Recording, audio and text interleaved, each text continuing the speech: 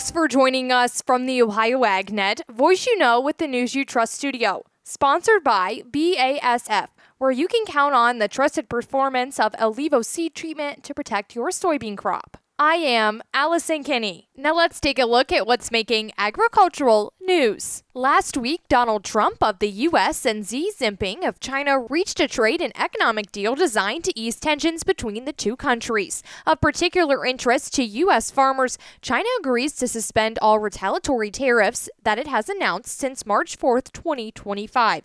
This includes tariffs on many American exports, including chicken, wheat, corn, cotton, sorghum, soybeans, pork, beef, fruits, vegetables, and dairy products. China agreed to purchase at least 12 million metric tons of U.S. soybeans this year, and at least 25 million metric tons of soybeans in 2026, 2027, and 2028. The U.S. will further extend the expiration date for certain Section 301 tariff exclusions currently due to expire on November 29, 2025, until November 10, 2026. China will suspend the global implementation of the new export controls on rare earth materials and related measures it announced on October 9, 2025. Also making headlines, the USDA's National Agricultural Statistics Service will release several key agricultural reports in November, including a monthly crop supply and demand report that wasn't issued last month because of the government shutdown. According to the Post on its website, NASA released the crop production and world ag supply and demand estimates on November 14th.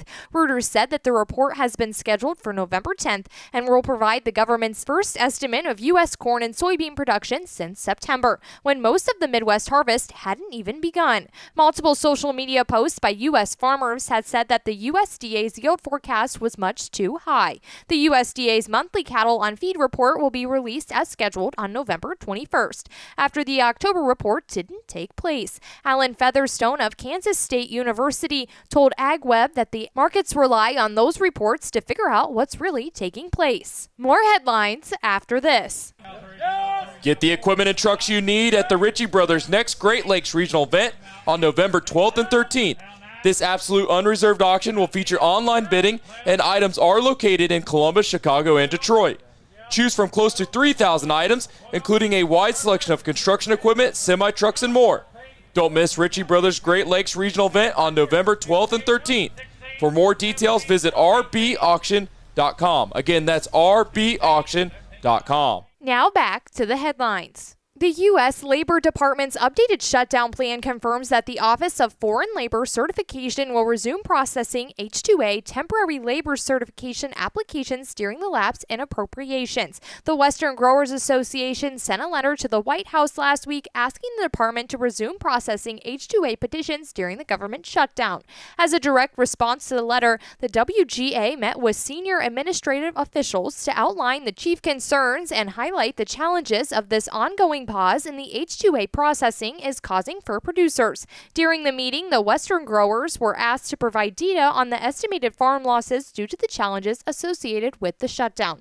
Association members provided information that was critical in the favorable decision made by the Trump administration. Page 18 of the Labor Department's contingency plan said that OFLC will process prevailing wage determinants and labor certification applications next week. Rounding out the headlines, the National Corn Growers Association called on the Environmental Protection Agency to reallocate 100% of its waivers for small refineries through a supplemental rulemaking process. A strong, transparent, and balanced renewable fuel standard remains a cornerstone of Americans' agriculture and energy success, said NCGA CEO Neil Caskey. The statement was included in stakeholders' comments submitted to the EPA at the agency's request. Under the RFS, the EPA sets the renewable volume obligations each year, specifying the amount of renewable fuels that refineries and importers of petroleum products must blend into the nation's fuel supply. The EPA has the authority to issue small refinery exemptions to refiners that can demonstrate disappropriate economic harm from compliance. NCGA has long argued that a dependable renewable fuel standard is critical to unlocking America's domestic energy potential, promoting ethanol growth, and driving corn demand. For years, the NCGA also discouraged the overuse of RFS exemptions. Now let's take a look at our markets. Brought to you by Seed Consultants, simply better performance. Learn more online at seedconsultants.com. December corn closing in today down 2 3/4 at 431.5. March corn down 2 at 444 3/4. May corn is down 2 1/4 at 453.5.